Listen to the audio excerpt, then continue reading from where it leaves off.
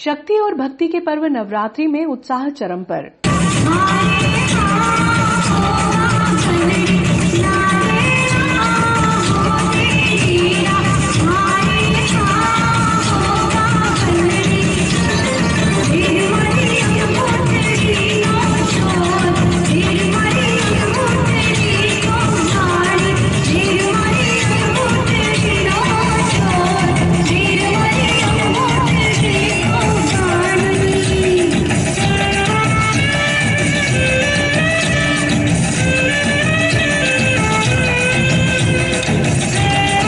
शक्ति की भक्ति के पर्व नवरात्रि में अब दिन प्रतिदिन पांडालों में रंगत जमने लगी है।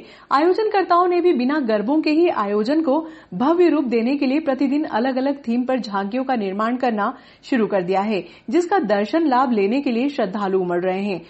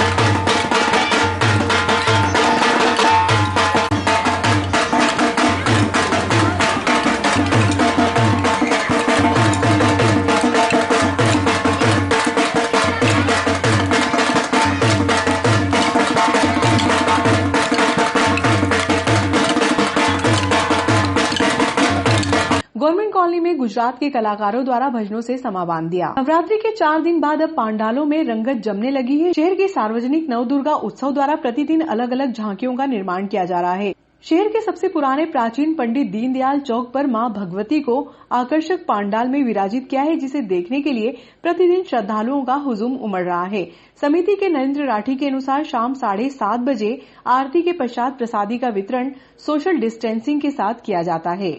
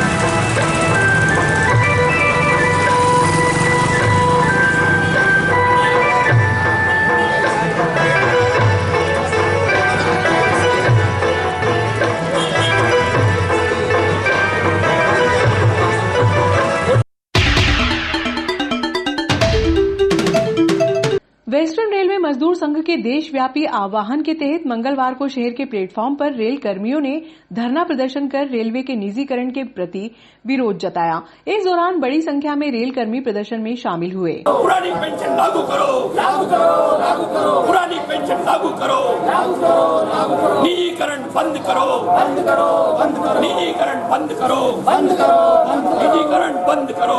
भारत सरकार द्वारा रेलवे का निजीकरण किया जा रहा है। इसके विरोध में वेस्टर्न रेलवे मजदूर संघ के आह्वान पर देश भर में एक समय पर प्रदर्शन करने का आह्वान किया गया था, जिसको लेकर मंगलवार को वेस्टर्न रेलवे के मोहम्मद रफीक मंसूरी के नेतृत्व में रेल कर्मियों ने धरना देकर प्रदर्शन किया। धरने को संबोधित करते हुए शाखा सचिव रफीक मंसूरी ने कहा कि रेलवे में लगभग 3 लाख पद रिक्त हैं, इनकी पूर्ति नहीं की जा रही है। स्टेशन व रिजर्वेशन काउंटर को ठेके पर दिया जा रहा है, जिसका रेल कर्मियों द्वारा विरोध किया जा रहा है। रेलवे द्वारा अभी तक कर्मचारियों को बोनस भी नहीं दिया गया है। इन्हीं बिंदुओं को लेकर रेलवे की मान्यता प्राप्त ट्रेड यूनियनों द्वारा रेल रोको आंदोलन भी किया जाएगा। उन्होंने कहा कि बोनस देना ही होगा, ये रेल कर्मियों का हक है। भारत सरकार को कर्मचारी विरोधी नीति को समाप्त करना ही होगा। रेल कर्मचारी अपना हक मांगता नहीं, किसी से भीख मांगता। भारत सरकार होश में आओ, होश में आओ, होश में आओ, होश में आओ, होश में आओ, होश में आओ। वित्त मंत्री चलाता है, अपने यात्रियों को एक स्टेशन से दूसरे स्टेशन तक सुरक्षित पहुंचाता है। इसमें हमारे रेल कर्मचारी ट्रैकमैन साथी अपनी जान जोखिम में डालकर रेलवे को चलाते हैं और इसमें भारत सरकार कर्मचारियों के साथ धोखा कर रही है, क्योंकि साल भर का बोनस जो अधिनियम के तहत मिलना चाहिए वो भारत सरकार ने देने से मना कर दिया है। उसी के तहत NFIR के आह्वान पर पूरे ऑल ओवर इंडिया में आज हमने धरना प्रदर्शन रखा है। साथियों, हमारी आवाज भारत सरकार तक जाएगी, दिल्ली रेलवे बोर्ड तक जाएगी, वित्त मंत्री तक जाएगी और हम बोनस लेके रहेंगे। NFIR का आह्वान है कि रेल कर्मचारियों को उनके हक का बोनस मिलना चाहिए। ये प्रोडक्टिविटी लिंक बोनस है, हम मेहनत करते हैं उसका बोनस है। कोई हम फ्री में नहीं मांग रहे, कोई भीख नहीं मांग रहे। इसलिए साथियों, आप सबका धन्यवाद कि आपने हमारा साथ दिया, NFIR का साथ दिया, वेस्टर्न रेलवे मजदूर संघ का साथ दिया। साथियों, आपका इसी तरह साथ रहेगा तो भारत सरकार से हम बोनस छीन के रहेंगे, हमारा हक मांग के रहेंगे। हमारे हक की लड़ाई के लिए हम लड़ रहे हैं, किसी से भीख नहीं मांग रहे, हमारा बोनस हम लेके रहेंगे। थैंक यू, धन्यवाद। नारेबाजी कर रहे हैं साहब आप, क्या मामला है? मामला यह है कि रेलवे कर्मचारियों को साल में दिवाली के पहले, दशहरे के पहले एक प्रोबेबिलिटी लिंक बोनस मिलता है। वो बोनस भारत सरकार ने देने से मना कर दिया है, जबकि ये रेल कर्मचारियों का हक बनता है। ये बोनस साल भर का जो उत्पादन होता है, उस उत्पादन के ऊपर भारत सरकार बोनस हमको देती थी। हर साल 78 डेज का बोनस हमको मिलता था। इस वर्ष भारत सरकार देने से मना कर रही है। इसलिए NFIR, national federation of Indian railwaymen's के महामंत्री डॉक्टर इमरान भुइया के आह्वान पर पूरे ऑल ओवर इंडिया में ये एक प्रोटेक्शन किया गया है। भारत सरकार के विरोध में हमने ये नारेबाजी की है कि हमको रेल कर्मचारी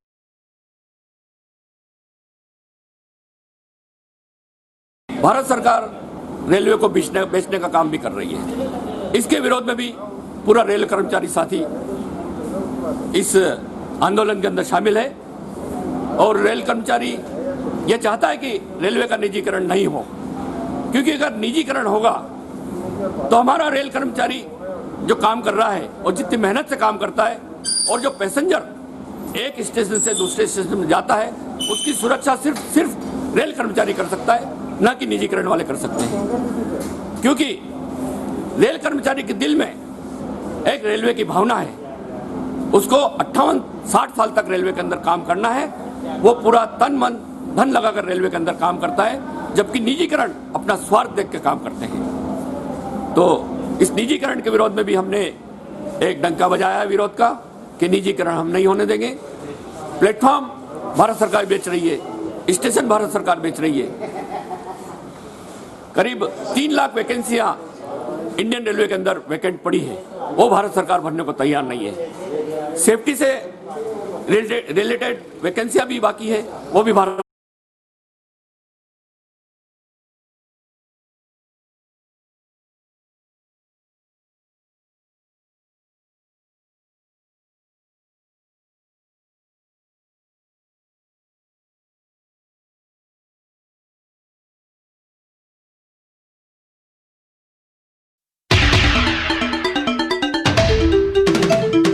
गांव रुपेटा निवासी एक महिला का शव मंगलवार की सुबह बनबना तालाब से लगभग 2 किलोमीटर दूर मिला, जिससे क्षेत्र में सनसनी फैल गई। घटना की खबर लगते ही बड़ी संख्या में ग्रामीण जन मौके पर एकत्रित हो गए। पुलिस ने मौके पर पहुंचकर शव का पीएम करवाने के लिए सरकारी हॉस्पिटल भेजा। प्राप्त जानकारी के अनुसार गांव रुपेटा निवासी संपत बाई पति इंदुलाल 19 अक्टूबर की सुबह घर से खेत पर सब्जी तोड़ने की बात कहकर निकली थी। जब महिला शाम तक घर नहीं लौटी तो परिजनों ने खोजबीन शुरू की, लेकिन सफलता नहीं मिली। मंगलवार की सुबह संपत बाई का शव बनबना तालाब से लगभग 2 किलोमीटर दूर स्थित सब्जी के खेत के समीप पड़ा हुआ मिला। पुलिस के अनुसार करंट की चपेट में आने से महिला की मृत्यु हुई है। पुलिस ने शव का पीएम करवाकर परिजनों के सुपुर्द किया। दुर्गा प्रतिमा विसर्जन समारोह को लेकर मंगलवार को एसडीएम की अध्यक्षता में पुलिस थाना परिसर में हिंदू संगठनों के कार्यकर्ताओं की बैठक आहूत की गई। लगभग 30 मिनट तक चली बैठक में एसडीएम ने प्रतिमा विसर्जन की कार्य योजना से अवगत कराते हुए हिंदू संगठनों से सुझाव मांगे। आयोजन किया गया जिसमें सीएसपी साहब, तहसीलदार साहब, थाना बिरलाग्राम के टीआई और थाना नागदा के टीआई मौजूद थे। साथ ही में हिंदू संगठन नागदा के पदाधिकारियों को आज आहूत किया गया था, बुलाया गया था। इसमें सामने आपस में डिस्कशन हुआ, बातचीत हुई और आगामी जो भी नवदुर्गा का त्यौहार चल रहा है और दशहरा जो आने वाला है उस संबंध में चर्चा की गई। साथ ही साथ जो कोरोना अभी जिससे नागदा और पूरा विश्व ही जूझ रहा है उस संबंध में किस प्रकार संक्रमण को कम किया जा सकता है, किस प्रकार सोशल डिस्टेंसिंग का पालन और बेहतर हो, मास्क वगैरह लोग यूज़ करें, उस बारे में भी चर्चा की गई। जिससे कि क्योंकि आप भी काफ़ी जन के ही प्रतिनिधि होते हैं तो आपका जो मैसेज आपके थ्रू और लोगों तक जाएगा। तो ये सीएसपी साहब और हमने शेयर किया। हाँ सर। हाँ, आज नवदुर्गा के उत्सव चल रहा है जैसा कि आपको मालूम है, और दशहरा और विसर्जन भी आने वाला है। तो इन तीनों त्योहारों को किस प्रकार से मनाया जाएगा, किस प्रकार से इन त्योहारों की व्यवस्था की गई है, नवदुर्गा स्थापना के प्रारंभ से लेकर के विसर्जन तक और दशहरे तक, इस संबंध में हमने पहले अधिकारियों की मीटिंग ली थी, फिर मूर्ति स्थापना आयोजकों की मीटिंग ली थी। आज हमने शहर में जो हिंदू संगठन है उन लोगों की भी मीटिंग ली है और उन लोगों को बताया गया कि इस व्यवस्था में क्या क्या प्रशासन द्वारा, स्थानीय नागदा प्रशासन द्वारा, उसमें नगर पालिका भी आ गए, एसडीएम साहब भी आ गए, पुलिस भी आ गई, एमपी भी आ गया, सभी विभाग अन्य द्वारा व्यवस्था की गई है। तो इनको बताया गया कि आप लोग उसका देख लें और उन व्यवस्थाओं में आपको लगता है कि कुछ और सुधार हो सकता है या कोई ऐसी व्यवस्था है जिसमें हमारे संज्ञान में नहीं आई हो। वैसे तो हमने अधिकतर पूरे पॉइंट कवर कर लिए, फिर भी हमने आप इनको बताया, उस पर विचार हुआ है, विसर्जन के बारे में, स्थापना के बारे में, दशहरे के बारे में, और ये लोग देख लें, उसके बारे में इनका जो भी सुझाव होगा उसको पूर्णतः सुधार किया जाएगा। इस उपलक्ष्य में ये बैठक रखी गई थी। दुर्गा प्रतिमा विसर्जन समारोह को लेकर मंगलवार की शाम को एसडीएम आशुतोष गोस्वामी की अध्यक्षता में पुलिस थाना परिसर में हिंदू संगठनों की बैठक आहूत की गई।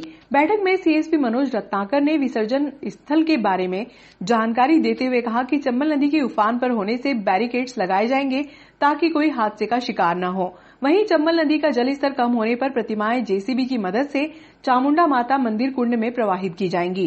विसर्जन के दौरान नगर पालिका कर्मी, राजस्व, पुलिस व स्वयंसेवी संस्थाओं के पदाधिकारी गण भी मौजूद रहेंगे। अभी जागरूक हुए हैं, जब जागरूक हैं तभी तो ये चीजें स्थिति है, नहीं तो हाहाकार मच जाए। प्रशासन ने भी हर स्तर पर प्रयास कर लिया, रोड पर चलती हुई मास्क के लिए कर लिया, उसके बावजूद भी एक दिन 7 आ गए पॉजिटिव, एक दिन 6 आ गए थे पॉजिटिव। तो इसके बारे में भी अपने पुलिस में तो समिति बनाई और कई सारे बनाए थे भैया, वार्ड भी मिशन है एसडीएम साहब।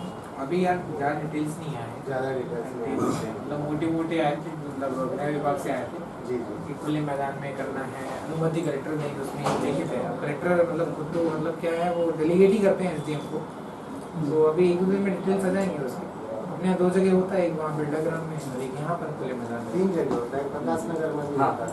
ओके, मेरी 2 जगह, 3 जगह, ये 2 बड़ी जगह छोटे स्तर पर संचलन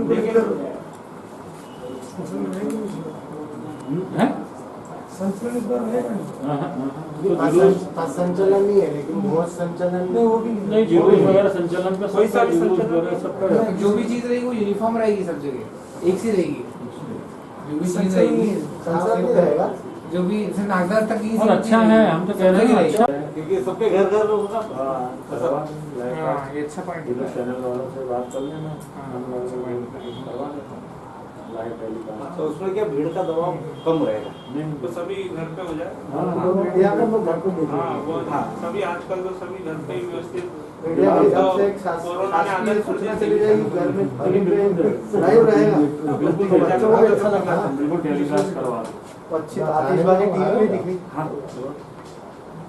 आतिशबाजी तो नहीं होगी, बच्चे रावण के पास में मैंने कहा हुआ है आतिशबाजी नहीं होगी, है ना, गाइडलाइन में कि आतिशबाजी नहीं होगी। वो क्या बोलते हैं,